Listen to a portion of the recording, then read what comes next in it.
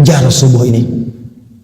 Karena seorang sahabat bernama Abdullah bin Abi Umi Maktum, usianya sepuh, matanya saya lebih senang mengistilahkan begini, ditutup oleh Allah untuk tidak melihat maksiat lagi. Orang menyebutnya dengan buta, saya lebih senang menyebut ditutup oleh Allah untuk tidak melihat maksiat lagi, sehingga ringan hisab matanya.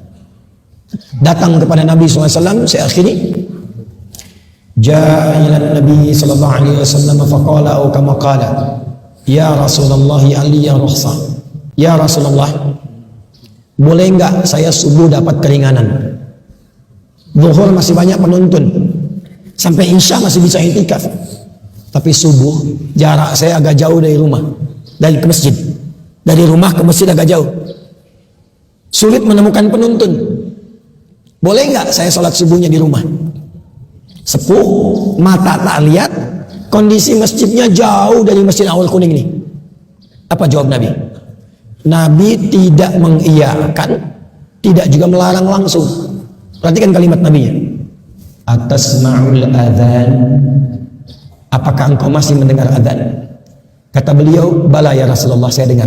Kata Nabi, atau kama qala Rasulullah SAW, madum tasma'ul adzan addiha fil masjid. Sepanjang kamu masih mendengar adzan, tunaikan subuh itu di masjid. Perhatikan cara membacanya. Maka beliau tahu ini pasti ada yang istimewa.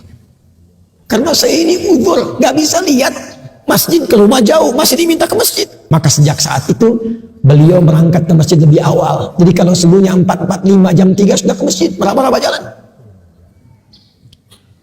Buka masjid, siapkan.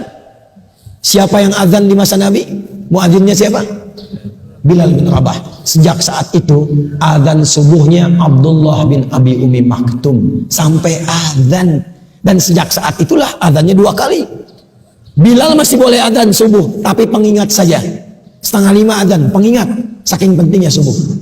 Tapi azan subuhnya Abdullah bin Abi Umi Maktum, seorang sahabat mulia, fisiknya sudah sepuh, letih, rambut sudah memutih, mata tidak bisa melihat, untuk datang subuh ke masjid, meraba jalan sampai azan di masjid. Siapa Anda?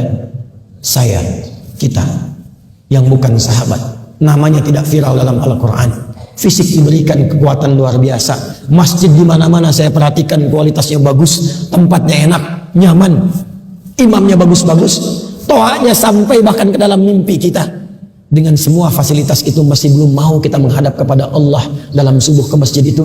Dengan cara apalagi Allah mesti mengampuni dosa-dosa kita.